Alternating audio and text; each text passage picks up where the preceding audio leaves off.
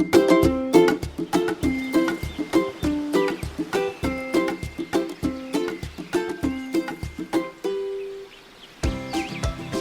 and thanks for joining Sapelo Nerds, a coastal science podcast. I'm your host, Corinne. And I'm your host, Brittany.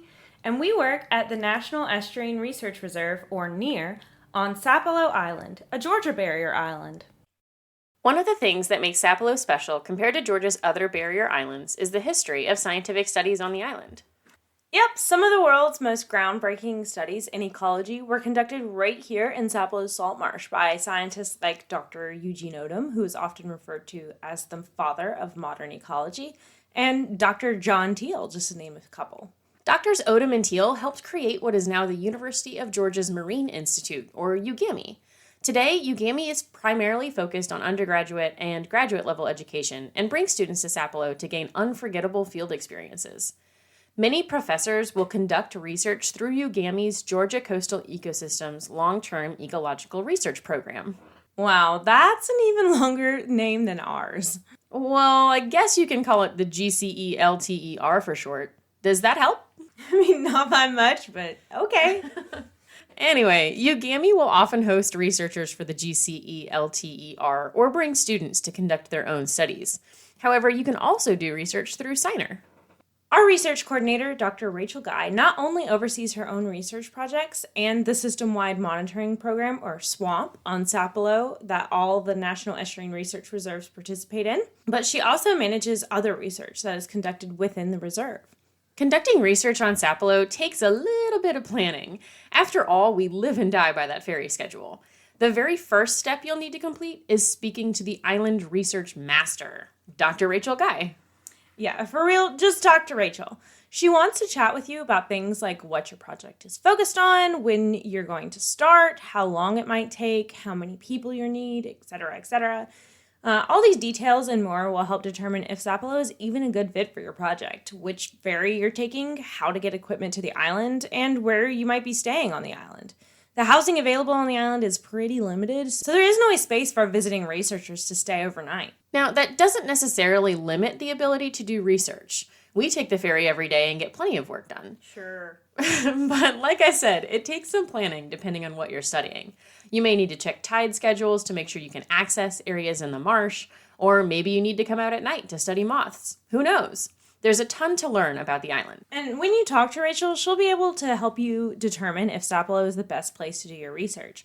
We don't have strict requirements as to what can be studied on the island, but some things might make sense to study elsewhere. See, research projects on Sapelo have to fit with our mission of understanding estuaries and being good stewards of our estuaries. And part of being a good steward is making sure you're responsible in your studies with proper permitting.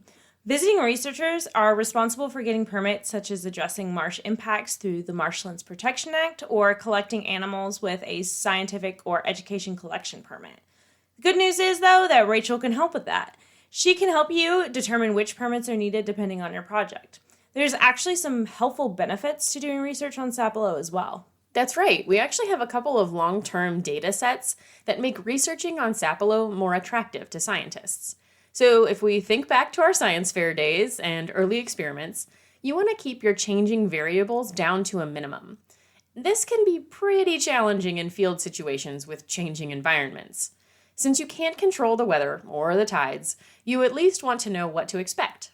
Both the SWAMP data through the NER and the GCE-LTER program data on Sapelo help show what is normal in our ecosystems since the 90s. This kind of long-term data is very hard to come by elsewhere. Both SWAMP and the LTER track our baseline information on the island. Baselines can help you determine if changes in nature are outside of the norm or not. For example, you can compare today's temperature to years of daily temperature records through the LTER to see if recent temperatures are significantly higher than it was in the past. Or you can check out the SWAMP data to see if dissolved oxygen in the tidal creeks has changed since 1995. And just to let you know, it has. SWAMP tracks seasonal variability and long-term changes in meteorological, water quality, biological systems, and land use or land cover characteristics of estuaries.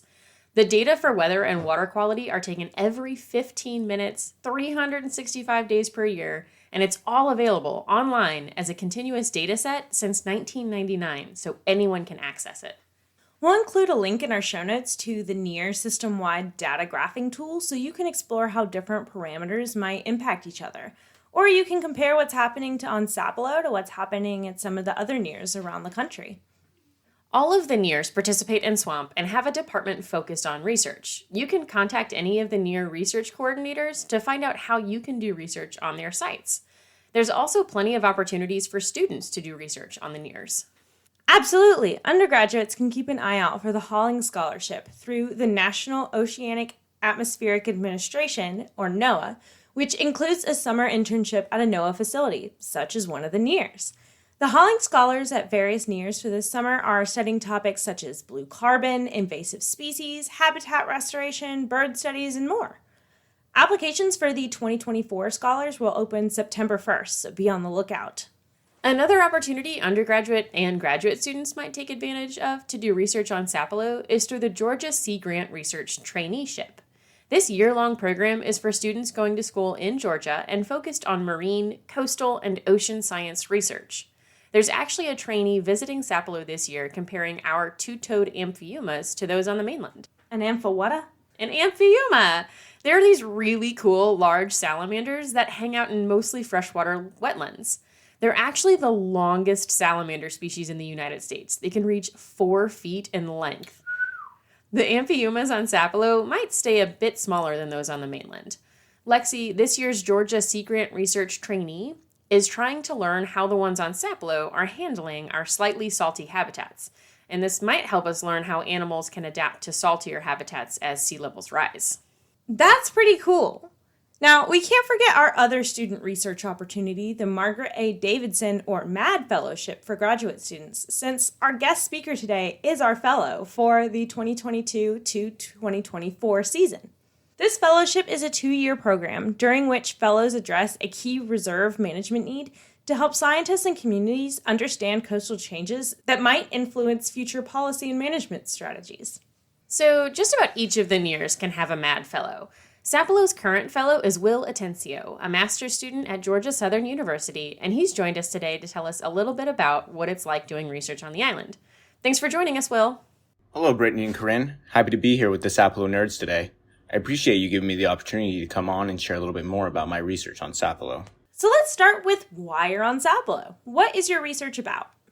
My research is focused on investigating how water quality influences the demographics and disease dynamics of the eastern oyster.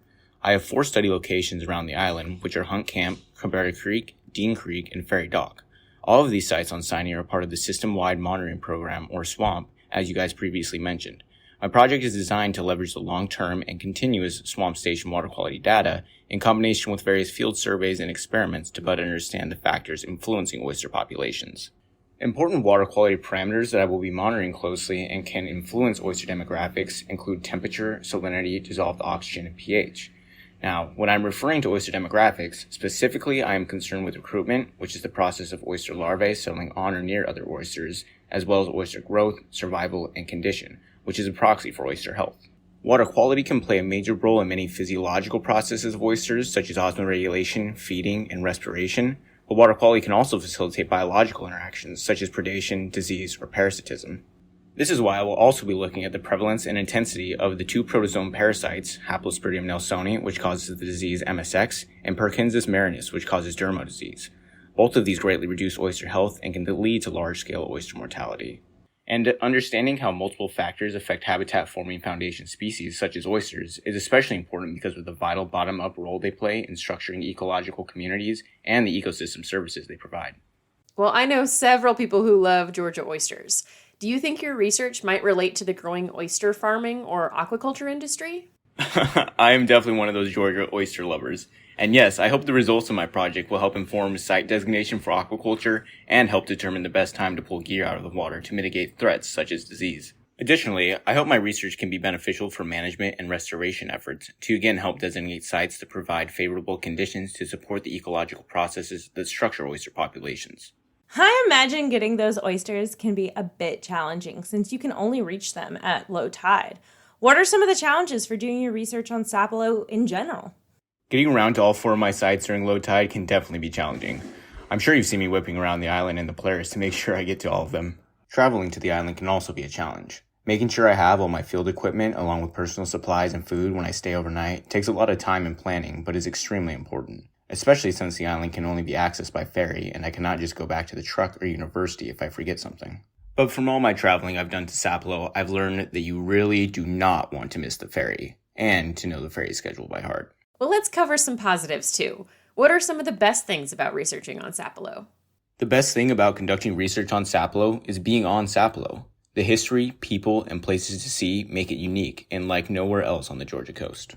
My favorite place on the island is definitely the beach at Cabrera. I ventured past the camping area and found a trail that takes me through the dunes to the ocean. I also really like hiking or running on the nature trail that goes through my Dean Creek site. Don't get me wrong, there have been many times when I'm sunk knee deep or slipped in the mud, been attacked by bugs, or sweating uncontrollably in the Georgia heat and humidity. But as soon as I look up, all my feelings of frustration shift to gratitude and appreciation for the natural beauty and wildlife that surrounds me. And I know that I'm right where I'm supposed to be.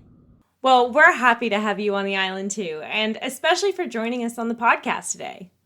Yeah, I'm happy to be here. It's been great spending time with you both. And again, I appreciate the opportunity to come on the podcast and share more about myself and Sapelo.